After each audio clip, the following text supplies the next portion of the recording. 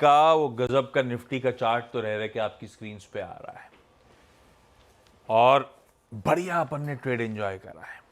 अपने लॉन्ग्स का stop loss था 25,250 का, सख्त स्टॉप लॉस की बात हुई थी, हम सिस्टम में उस स्टॉप लॉस के साथ हैं और कितनी बार चर्चा हुई थी जब तक स्टॉप लॉस बाहर नहीं निकालेगा, सिस्टम बाहर नहीं निकालेगा, अपन इस मोमेंटम को एंजॉय करेंगे। फ्राइडे को बात हुई थी इंट्राडे पोजीशंस में सिर्फ उतरने का मन, आखिरी 1 घंटे में फैसला लेंगे पोजीशंस या ट्रेड कैरी करने हैं या नहीं। और कमाई का अड्डा में ये बात हुई कि लॉन्ग पोजीशंस कैरी करें। इस बाजार में नई तेजी की शुरुआत हो रही है। फ्राइडे को ट्रेड एंजॉय करा, जाते जाते वो बोल्ड कॉल लिया और आज भी उस गैप को हम एंजॉय कर रहे होंगे।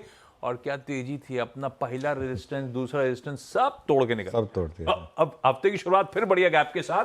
तो जिन्होंने फ्राइडे के साथ ट्रेड अपने साथ ले रखा है और जो अपने साथ जुड़े हुए हैं इस ट्रेड में, सबके लिए रणनीति क्या है और अब निफ्टी के लेवल्स कैसे वॉच आउट करने, क्या वॉच आउट? देखिए, पहली बात तो अब इस मार्केट में मैं लिख दूं कि नेक्स्ट रेजिस्टेंस ये हायर रेजिस्टेंस, इसका कोई मतलब नहीं है। सारी रेजिस्टेंसेस जो है ना अब मार्केट में वो इमेजिनरी है, काल्पनिक जो होती है ना वो है। वो एक सीरियल आता था चंद्रकांत था, उसमें वो जो हम एक कल्पनाएं होती थी, वो कल्पना है बेसिकली। आपने कल्पना कर ली कि अब ये रेजिस्टेंस है या डांट फेंक दिया कि ये रेजिस्टेंस है। अब ये मार्केट रेजिस्टेंस सपोर्ट वाली मार्केट नहीं है। अब ये मार्केट है आपको प्रॉफिट कहाँ बुक करना है या आपको स्टॉप लॉस कहाँ रखना है। अब ये वो वाली मार्केट है, क्योंकि ये हम ट्रेड कर रहे हैं ब्लू स्काई जोन में। ब्लू स्काई जोन में जब हम बात करते हैं, गाबा सर तो खैर पायलट है, उनसे पूछेंगे, ब्लू स्काई जोन में टर्बुलेंस नहीं होती, ठीक है। तो ब्लू स्काई जोन में अब आप ट्रेड कर रहे हैं। अब अगले लेवल्स टू वॉच क्या होंगे, 25,900 से 26,000। अब वहाँ तो हम खुलने की तैयारी कर रहे हैं। 26,000 पर मुझे लग रहा है कि एल्गो बेस्ड ट्रेडर शायद प्रॉफिट बुक करेगा, क्योंकि अगर इंट्राडे में आप 26,000 हिट करते हैं तो वहाँ प्रॉफिट बुकिंग आएगी। तो 26,000 पर प्रॉफिट बुकिंग आएगी, थोड़ी सी आनी चाहिए। उसके बाद क्या करना है, उसके बाद 26,000 पर मुझे लग रहा है कि अगर मार्केट थोड़ा कंसोलिडेट कर सकता हो सकता है 2-3 दिन बिता भी दे 26,000 पर, वो 2-3 दिन उसको 26,000 को निकालने में लगा दे, ये भी पॉसिबिलिटी है। उसके बाद फिर एक बड़ी रैली आएगी जो आपको वो 27,272 के साथ रहेगी। BTSD लॉन्ग अगर आप हैं तो खुलते ही बुक करें, 200 पॉइंट ऊपर खुल रहा है। BTSD लॉन्ग को ज़्यादा नहीं चाहिए, वैसे ही ऑप्शन के प्राइसेस एकदम से ज़बरदस्त बढ़ते हैं। BTSD लॉन्ग खुलने के साथ ही बुक करें और या फिर स्टॉप लॉस के साथ बने रहें, जो आपकी मर्जी है। स्विंग लॉन्ग और पोजिशनल लॉन्ग अगर आप कैरी कर रहे हैं तो आपका स्टॉप लॉस होगा 25,550 का, जो मैंने शुरू में भी मेंशन किया था। अगली लाइन पे आ जाइए, तो वो आपके लिए अब स्टॉप लॉस होगा। और उसके बाद इस मार्केट में आपको हर डिप पर बेसिकली बाइंग करनी है। डिप जहाँ भी मिले वहाँ पर बाय करिए और जितना 25,550 के करीब खरीदेंगे उतना बेटर रहेगा। और 25,550 का एक बेसिकली आपका एक स्टॉप लॉस रहेगा। अगर आपको फ्रेश बाइंग करनी है तो वो कहाँ करनी है, देखिए फ्रेश बाइंग करने के लिए आपको वेट करना पड़ेगा। पहले 1 घंटे का वेट कर लें फ्रेश बाइंग के लिए और उसके बाद डिसाइड करें। 1 घंटा आपने वेट किया, देख लिया कि भाई मार्केट टिक रहा है, अगर टिक रहा है तो फिर फर्स्ट आवर के बाद आप बाय करेंगे अगर, तो आपका स्टॉप लॉस वेल डिफाइंड होगा सिस्टम में। पहले घंटे का लो, उसमें से 50-60 पॉइंट माइनस कर दीजिए, तो उस जो भी वो लो बनेगा उसके हिसाब से उसमें एक 50-60 पॉइंट माइनस कर दीजिए और उसको स्टॉप लॉस लगाइए। थोड़ा आज डायरेक्टर साहब मुझे फॉलो नहीं कर रहे हैं, थोड़ा सा ये इशू है, लेकिन ये एक बेसिकली आज की अप्रोच होगी निफ्टी की। बिल्कुल ठीक है। तो अपने BTSD सौदों को खुलते ही बुक करें, आपको बहुत बढ़िया गैप एंजॉय करने को मिल रहा है। और हमारे साथ जो बाकी लोग जुड़े हुए हैं वो 25,550 के स्टॉप लॉस के साथ बने रहे। निफ्टी बैंक अब फ्रंट चर्चा हो गई है, खैर अब लीडरशिप उसके पास है, लेकिन करना क्या है? देखिए निफ्टी बैंक में अब एक ट्रेड बहुत सिंपल है। निफ्टी बैंक में रेजिस्टेंस कहाँ मिली थी हमको, जब 53,350 की। कितने लोगों ने कहा था कि डबल टॉप बन गया, डबल टॉप बन गया। मैंने व्यू लिया था कि डबल टॉप नहीं हुआ, डबल टॉप ऐसे नहीं बनते। अगर डबल टॉप होता तो वहाँ से हम 1000 पॉइंट करते। 53,350 जो रेजिस्टेंस थी ना आपकी, अब वो बहुत बड़ा सपोर्ट हो जाएगा। 53,350 53,350 के एक सपोर्ट के साथ एक स्टॉप लॉस लगाएं और हर गिरावट में ऐड करें, बेसिकली कैरी करें पहली बात तो, और हर गिरावट में ऐड करें।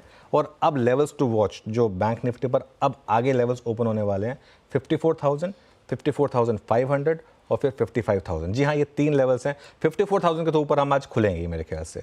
54,500 मुझे लग रहा है कि आपको आज इस हफ्ते में या इस एक्सपायरी से पहले मुझे लग रहा है 54,500 टू 55,000 ओपन हो सकता है। और आशीष, ये व्यू मैंने लिया था जब बैंक निफ्टी ने वो फर्स्ट साइन दिखाए थे कि अब बैंक निफ्टी ने चलना शुरू किया है। अब तो कहना बहुत आसान है कि बैंक निफ्टी स्ट्रांग लग रहा है, अब तो मैं भी खैर रिपीट ही कर रहा हूँ उसको, लेकिन ये व्यू लिया गया था करीब 2 हफ्ते पहले कि अब बैंक निफ्टी जो है वो ज़्यादा स्ट्रांग इंडेक्स है। निफ्टी का टाइम भी आया था, अब बैंक निफ्टी का टाइम है।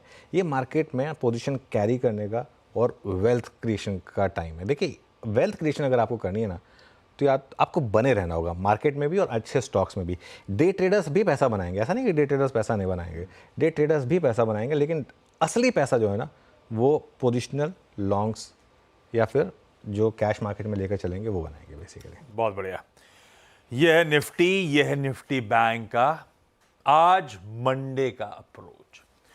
मॉर्निंग पैनल रेडी हो रहा है, कुछ ही देर में उनसे बातचीत की शुरुआत करेंगे। आज के बिग स्टॉक्स में जाऊं उससे पहले एक इशू और है। वीकेंड पे अपनी टीम ने अपडेट करा था कि एक्सचेंजेस ने अपडेट दिया है कि अब से सरकारी कंपनीज पीएसयूज भी एडवांस सर्विलेंस के एएसएम मैकेनिज्म के अंदर आएंगी, और आज शायद कुछ आ भी गई ऑलरेडी उस एप्लीकेबिलिटी के बाद।